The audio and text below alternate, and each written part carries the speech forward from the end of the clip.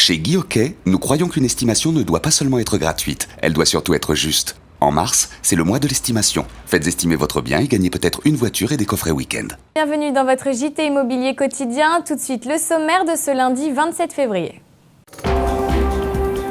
Dans votre édition, présentation de l'école supérieure de l'immobilier, là où se forment les agents immobiliers de demain. Dans un instant, nous serons en duplex avec son directeur Thierry Cheminant. Cela fait 100 ans que la police judiciaire est installée au 36 quai des Orfèvres, retour sur ce lieu symbolique. Et enfin, ne manquez pas les infos de la planète Immo en bref, bienvenue dans votre journal.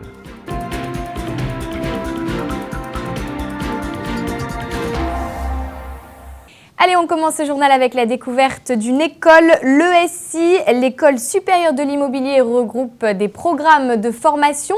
Quand le métier de l'agent immobilier ne s'improvise pas, c'est un sujet signé Damien Fleurette.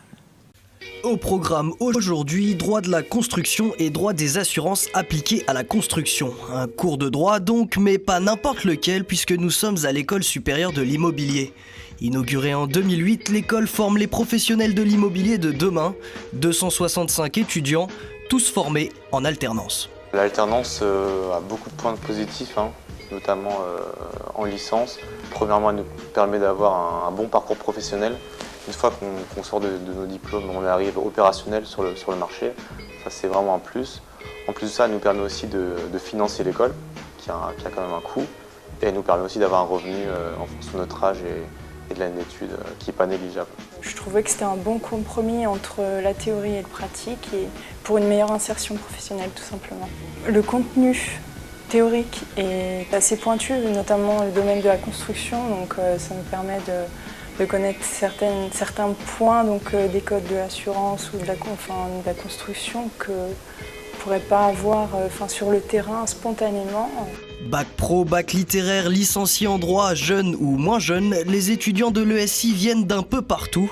Certains intègrent la vie active pour la première fois, d'autres se reconvertissent.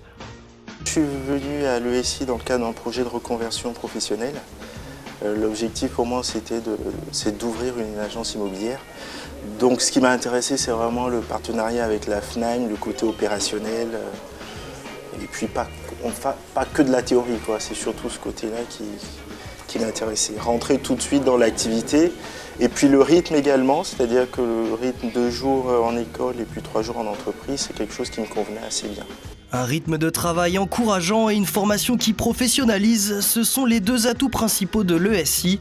En sortant de l'école, les étudiants sont prêts pour le monde professionnel. La formation qui est aujourd'hui présentée par l'École supérieure de l'immobilier, c'est une formation très importante car le domaine évolue. Nous avons besoin en France des professionnels qui sont compétents pour la gestion en matière de copropriété, mais aussi pour la construction. Et c'est vrai, ça représente un gisement d'emploi pour les étudiants. D'ailleurs, c'est la raison pour laquelle les étudiants qui sortent de l'École supérieure de l'immobilier ne connaissent pas la crise. Aujourd'hui, l'immobilier, c'est plus de 320 000 salariés, de Bac plus 2 à Bac plus 4. Sortir de l'école supérieure de l'immobilier est un gage de réussite. Plus d'un tiers des professionnels de l'immobilier vient de l'alternance.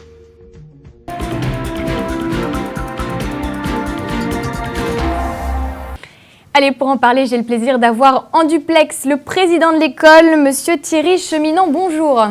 Bonjour Alexandra. Alors merci d'être avec moi. Alors première question toute simple, est-ce que vous pouvez nous présenter finalement ce qu'est l'école supérieure de l'immobilier? Alors l'école supérieure de l'immobilier, c'était la grande idée de René Palincourt, l'actuel président fédéral de la FNAIM et de Jean-François Buet, son secrétaire général. C'était de créer l'école de la FNAIM parce que la FNAIM estimait que les établissements de formation, aussi bien initiale que formation continue qui existaient, ne correspondaient pas à ce que souhaitait la FNAIM. Sachant que la création de cette école s'est accompagnée au sein de la FNAIM de la mise en place d'un code d'éthique et de déontologie, puisque les deux grands axes politiques de René Palincourt, c'est la déontologie, l'éthique dans ce métier, et je pense que certains de vos amis journalistes seront d'accord avec ça, et la formation. Pour avoir de l'éthique, il faut aussi être formé, et quand on est formé, a priori, on n'a pas trop de soucis de déontologie ou d'éthique, sachant que dans toutes les formations que nous faisons à l'ESI, en tout cas sur les formations diplômantes, nous avons des cours d'éthique et de déontologie. Alors concrètement, pour qu'on comprenne bien, qu'on rentre dans le détail, quelles sont les formations que propose l'école ? L'École supérieure de l'immobilier, l'ESI, c'est l'école de formation de la FNIM, Fédération nationale de l'immobilier, qui, comme chacun sait, est la première organisation professionnelle en France et en Europe pour l'immobilier, puisqu'elle regroupe environ 12 000 entreprises et 100 000 salariés. Donc la FNIM s'est dotée de sa propre école, il y a 8 ans. L'école a 2 métiers, principalement. Premier métier, la formation continue des professionnels en activité. On forme environ 25 à 27 000 professionnels, patrons ou collaborateurs par an, dans 50 villes en France, grâce à nos chambres départementales et régionales FNIM. Et on a aussi un deuxième métier, c'est la formation diplômante de personnes qui veulent acquérir les compétences pour entrer dans ce métier. Et on développe aujourd'hui 11 programmes différents, du BTS au Master 2, partenariat avec des universités. Et tous ces programmes donnent l'accès aux 2 cartes professionnelles, l'AG et l'AT. Et est-ce qu'il y a un profil type aujourd'hui? Qui sont les étudiants qui fréquentent justement cette école, qui viennent chercher chez vous ces formations? Alors, l'étudiant de l'ESI qui suit des formations diplômantes, BTS, licence ou master, sont des jeunes, les BTS ils viennent d'horizon bac, tout bac, aussi bien un bac pro qu'un bac littéraire, il n'y a pas de souci. Ce qui compte c'est la motivation et surtout l'intérêt pour ce métier. Les autres étudiants en licence viennent d'un BTS profession immobilière, DUT carrière juridique. Puis après, pour être en Master 1, il faut une licence. Et pour être en Master 2, il faut un Master 1. On est très connoté juridique, puisque l'immobilier, les métiers immobiliers, c'est une très forte connotation juridique. Donc on a 75 à 80% des étudiants qui ont fait des études juridiques, soit en diplôme professionnalisant dans l'immobilier, soit en licence ou master en droit privé. Enfin, dernière question, vous m'arrêtez, mais je crois savoir que vous proposez aussi des formations pour des personnes qui sont en reconversion, c'est bien ça? Alors l'intérêt de l'immobilier, c'est que c'est un secteur qui est accueillant. Il accueille aussi bien des hommes que des femmes, peut-être plus de femmes que d'hommes, puisqu'il y a déjà plus de 64% de femmes qui travaillent dans l'immobilier, et qui n'est pas discriminant au niveau des âges, puisque on accueille, nous, des gens qui ont plus de 50 ans et qui se forment à l'immobilier. Il y a 2 façons de se former, de se reconvertir dans ce métier qui, au passage, est en tension sur l'emploi. Nous, on embauche, on recrute. Il n'y a personne de diplômé ou de qualifié sur le terrain pour rentrer dans les agences ou les cabinets. Donc, 2 façons de se reconvertir. Première façon, passer un diplôme. Et l'intérêt de l'ESI, c'est que tous les diplômes sont en alternance. 2 jours de formation, 3 jours en entreprise. Ce qui permet à quelqu'un qui est en reconversion de pouvoir avoir un pied directement dans une entreprise, avant même d'avoir son diplôme. Et puis pour quelqu'un qui est en activité, de garder son job et de travailler sur une nouvelle orientation professionnelle. Pour les gens qui veulent des formations plus courtes pour accéder à nos métiers, on dispose d'une palette de plus de 450 thématiques métiers, dont des thématiques qui durent 1 semaine et qui donnent la boîte à outils nécessaire pour rentrer dans ce métier, qu'on appelle nous les stages d'intégration, aussi bien pour la transaction, la gestion, l'administration de biens ou le syndic. Et d'ailleurs, tout à l'heure, les journalistes ont pu passer dans un de ces groupes qui était en formation aujourd'hui dans notre école. Très bien, mais écoutez, merci beaucoup d'avoir répondu à nos questions. Monsieur Thierry Cheminant, je rappelle donc que vous êtes le président de l'École supérieure de l'immobilier. À très bientôt, merci. Écoutez, merci à vous et au revoir, à bientôt.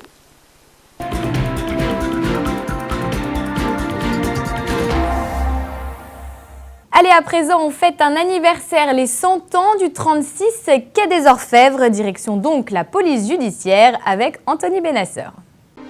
Le 36 quai des Orfèvres fête ses 1 siècle d'existence.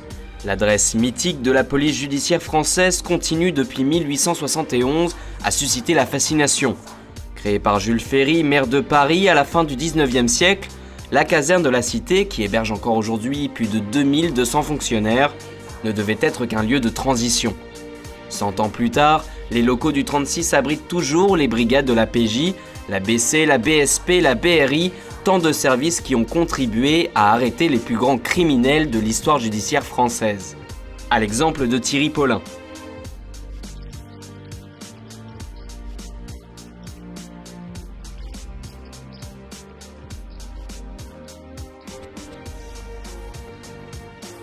Une réputation et des policiers qui ont inspiré des séries. Et moins drôle, c'est que vous ne puissiez pas dire où vous étiez le soir du crime. Non, rassurez-vous, j'ai passé la soirée à l'Éden, c'est un petit musical de Ménilmontant.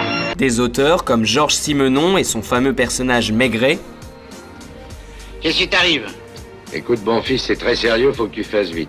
Oh, Il y a 2 types qui m'ont pris en filature. sans blague. Alors écoute-moi bien. Dans 15 minutes, je vais sortir d'ici et je vais essayer de les entraîner sur le marché.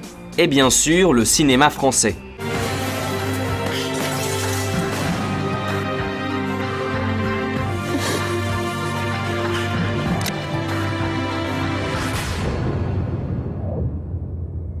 Olivier Marchal l'avait compris, le 36 est un lieu d'exception, mais qui sera bientôt déserté. Les murs sont devenus vétustes, les salles exiguës. Résultat, plus de 1500 policiers du quai des Orfèvres vont déménager dans le nouveau quartier des Batignolles. Ils prendront leur fonction dans cette tour écologique de 160 mètres de haut en 2017.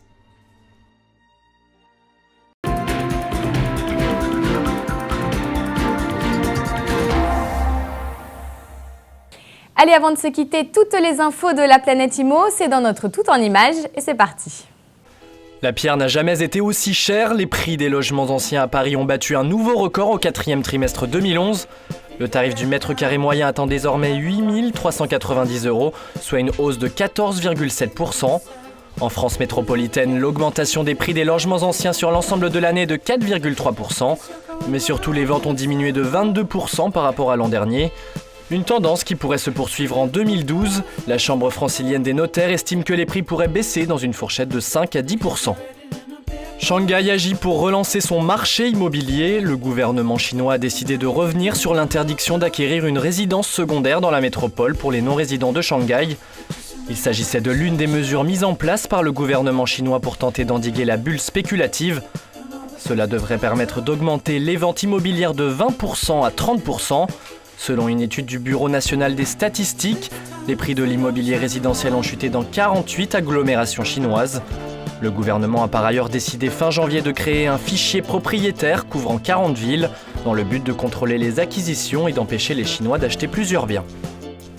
Une nouvelle capitale sportive et culturelle. Encore une fois, Lille compte sur sa métropole pour briller.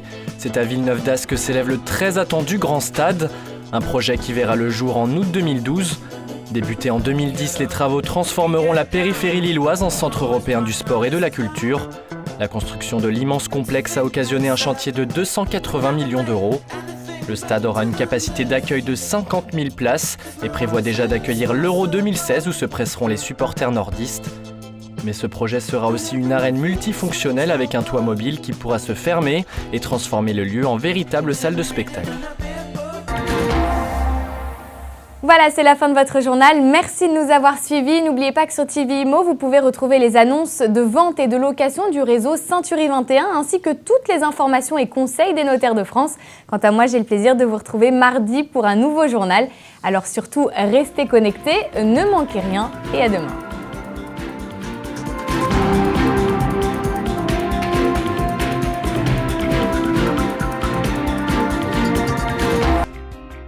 Du 29 mars au 1er avril 2012, Salon national de l'immobilier.